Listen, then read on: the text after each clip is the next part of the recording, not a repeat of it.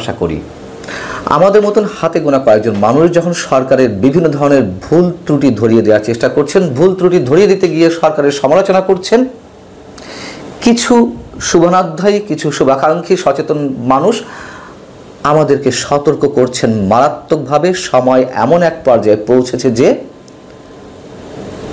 আমাদের মতন সমালোচনাকারীদের উপরে সরকারের প্রচণ্ড খড়গ নেমে আসতে পারে।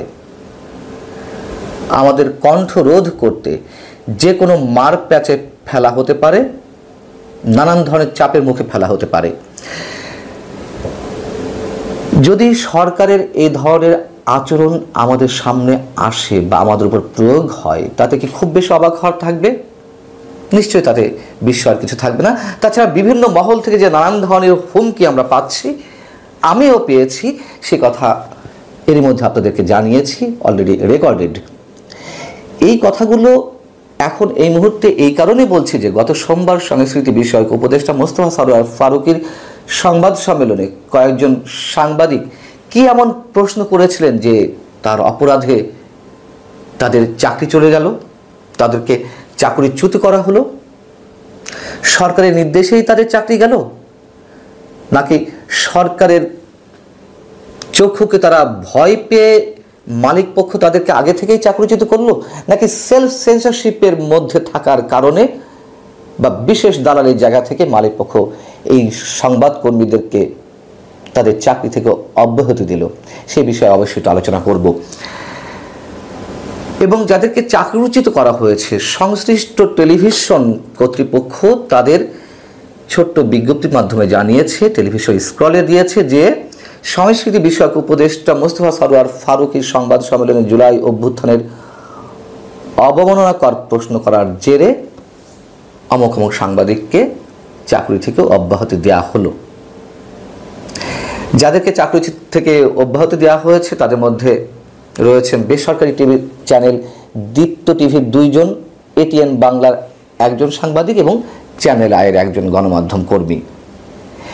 দীপ্ত টিভির সংবাদ প্রচারও বন্ধ করে দেওয়া হয়েছে, সংবাদ প্রচার বন্ধ করে দেওয়া হয়েছে এবং এই সংবাদ প্রচারের ক্ষেত্রে বন্ধ করার ক্ষেত্রে তারা কোনো ব্যাখ্যা দেয়নি।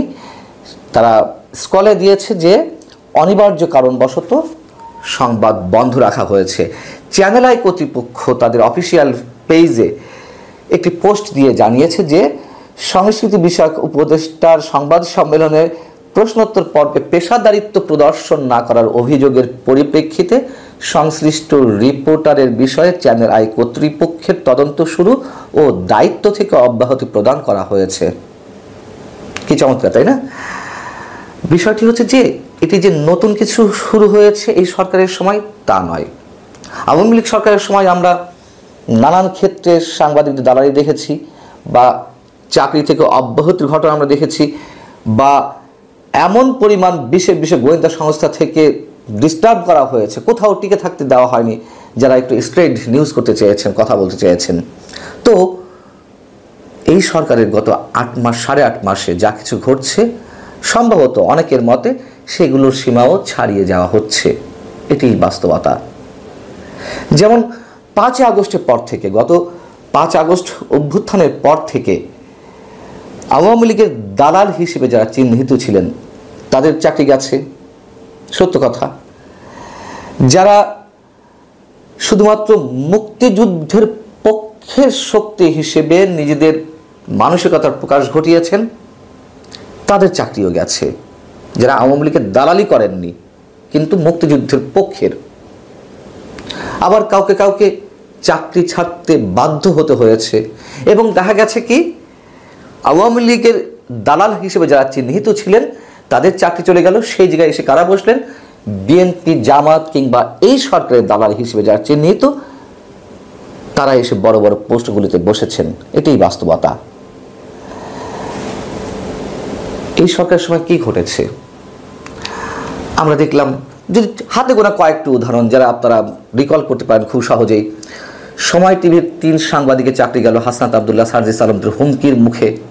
সেটি নিয়ে আন্তর্জাতিক গণমাধ্যম বিবিসি, ডয়েচে ভেলেতে নানান ধরনের রিপোর্টিং হলো।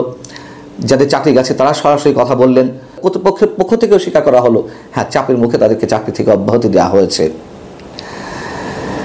এবং এখন টিভিতে অফ ইয়ারে একটি সাউন্ড অন ইয়ারে চলে এলো, সার্জিস হাসনাতদের একজন উপস্থাপক গাল দিচ্ছেন, সেই অপরাধে সেই উপস্থাপিকা সহ আরও একজনের চাকরি গেল। এবং এর বাইরে আরও অনেক উদাহরণ রয়েছে। এমনকি বিদেশ থেকে যারা কথিত ইনফ্লুয়েন্সার, তাদের হুমকির মুখেও অনেকের চাকরি গেছে বা অনেকে চাকরি ছাড়তে বাধ্য হয়েছেন, বা আরও অনেক বিশেষ বিশেষ কারণে অনেকে চাকরি ছেড়ে চলে এসেছেন। এটাই বাস্তবতা।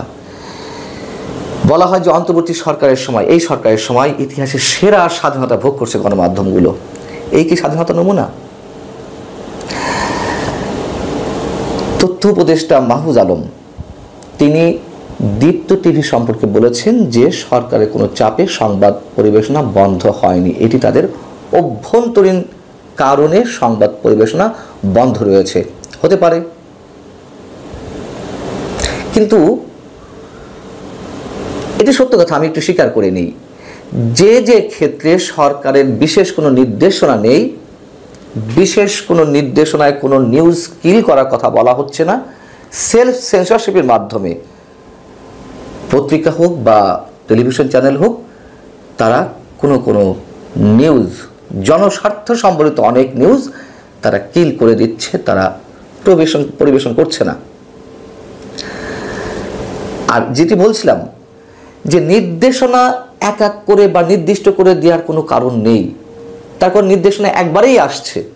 যেমন গত 16ই ফেব্রুয়ারি একটি অনুষ্ঠানে সরকারের বা প্রধান উপদেষ্টা প্রেস সচিব মিস্টার শফিকুল আলম তিনি যে কথাগুলো বলেছিলেন একটু মনে করিয়ে দিই। তিনি বলছেন, জুলাই আন্দোলনের সব চোখ রাঙানিকে উপেক্ষা করে অনেক গণমাধ্যম ভালো সাংবাদিকতা করেছেন, এর বাইরে অনেক গণমাধ্যম দালালি করেছেন। শুধু এক মাস নয়, এর আগে আওয়ামী লীগের পুরোটা সময় ক্ষমতাসীনদের পক্ষে যারা বয়ান তৈরি করেছে, স্বৈরাচারের হাতকে শক্তিশালী করেছে, তাদের সব কিছু নথিভুক্ত করা হচ্ছে। এই ধরনের বয়ানের পরে টেলিভিশন কর্তৃপক্ষ কিংবা পত্রিকা কর্তৃপক্ষ বা মালিক পক্ষ তারা সেলফ সেন্সরশিপে যাবে না তো কি করবে? যেমন আমরা দেখেছি, এ নিয়ে আমি একাধিকবার কথা বলেছি, 16ই ডিসেম্বর বা বিজয়ের মাসে কিংবা স্বাধীনতা মাসে, শহীদদের মাসে, ভাষা শহীদদের ডগে পর্যন্ত ওঠেনি স্মৃতিসৌধের কিংবা বিজয়ের পতাকার কিংবা শহীদ মিনারের। কেন ওঠেনি? যদি মুক্তিযুদ্ধের পক্ষে কথা বলা হয়, যদি এই সরকার খড়গ নামায় এই সব প্রতিষ্ঠানের উপরে, সেই ভয় থেকেই তো। আচ্ছা, এখন সংস্কৃতি বিষয়ক উপদেষ্টার ওই অনুষ্ঠানে সাংবাদিকরা কি প্রশ্ন করেছিলেন? 3-4টি প্রশ্ন করেছিলেন। কি ছিল তার মধ্যে? একজনের প্রশ্ন ছিল মঙ্গল শোভাযাত্রার বদলে যে আনন্দ শোভাযাত্রা এবার করা হলো এবং তাতে যে ফ্যাসিবাদী চরিত্র হিসেবে বা প্রতীক হিসেবে শেখ হাসিনার মুখাবয়ব নিয়ে আসা হলো, মোটিভ নিয়ে আসা হলো, এতে কি দেশের জনগণকে একাত্মবদ্ধ করা হয়েছে নাকি বিভক্তি তৈরি করা হয়েছে? আরেকটি প্রশ্ন কি ছিল? মোস্তফা সরোয়ার ফারুকী বলছেন 1400 জনকে খুন করা হয়েছে, শেখ হাসিনা সরকার খুন করেছে। একজন সাংবাদিকের প্রশ্ন ছিল, এই 1400 জনকে কি শেখ হাসিনাই খুন করেছেন? তার প্রমাণ কি? বিচার আগে কেন এটি বলা হচ্ছে?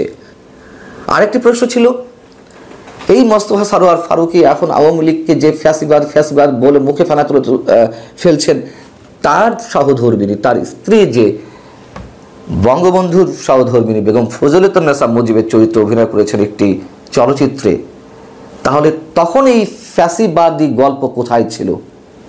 ফ্যাসিবাদের তীর্থভূমি 32 নম্বর, সেই ফ্যাসিবাদের জনক তাদের বক্তব্য অনুযায়ী বঙ্গবন্ধুর সহধর্মিণী চরিত্রে কেন অভিনয় করলেন? মোস্তফা সরোয়ার ফারুকী যা যা উত্তর দিয়েছেন আপনারা হয়তো শুনে থাকবেন। এর মধ্যে তিনি 1400 জন হত্যাকাণ্ডের শিকার হয়েছেন সে বিষয়ে বলছেন। যদি বলি তিনি মিথ্যার লেবাস ধারণ করছেন মোস্তফা সরোয়ার ফারুকী, তার কারণ এই 1400 জনের হিসাব তো দিচ্ছে জাতিসংঘের মানবাধিকার বিষয়ক হাই কমিশন। কোন তারিখ পর্যন্ত? 15ই আগস্ট পর্যন্ত, 5 আগস্ট না। তাহলে তারা তো নির্দিষ্টভাবে হিসাব দেয়নি 5 আগস্টের আগে কতজন হত্যাকাণ্ডের শিকার হয়েছেন আর 5 আগস্টের পরে 15 আগস্ট পর্যন্ত কতটি হত্যাকাণ্ডের ঘটনা ঘটেছে। এবং সরকার যেখানে বলেছে যে 5 আগস্ট পর্যন্ত 852 জন নিহত হয়েছেন জুলাই আন্দোলনে, তাহলে কন্ট্রাডিক্টরি কথা কে বলছেন? আর সবচেয়ে বড় কথা হচ্ছে, প্রশ্ন করলেই কারো না কারোর পক্ষে ফেলা হবে, এটা কোন ধরনের মানসিকতা? সাংবাদিকের কাজই তো প্রশ্ন করা, এটি তার অধিকার। সেই অধিকার যখন বজায় থাকে না, সেই অধিকার যখন প্রতিষ্ঠা করার প্রতিবন্ধকতা তৈরি করা হয়, তখন গণমাধ্যম কতটা স্বাধীন খুব সহজেই বোঝা যায়। সেটি সরকারের নির্দেশে কারো চাকরি যাক অথবা সেলফ সেন্সরশিপের মধ্য দিয়ে কারো চাকরি যাক, বিষয়টি তো ওইখানেই। সরকারের রক্তচক্ষু। আর যদি আমাদের মতো মানুষদের উপরে খড়গ নেমেই আসবে কিনা জানি না, তাতে লাভটা কি হবে সরকারের? কোনো সরকারকে এগুলো করে বাঁচতে পেরেছে? আওয়ামী লীগের সময় তো অবশ্যই গণমাধ্যমের টুটি ছবি ধরা হয়েছিল, গণমাধ্যম স্বাধীন ছিল না, অথবা সেলফ সেন্সরশিপের মধ্যে গিয়েছিল আওয়ামী লীগের রক্তচক্ষুর ভয়ে। তাতে লাভ কি হবে?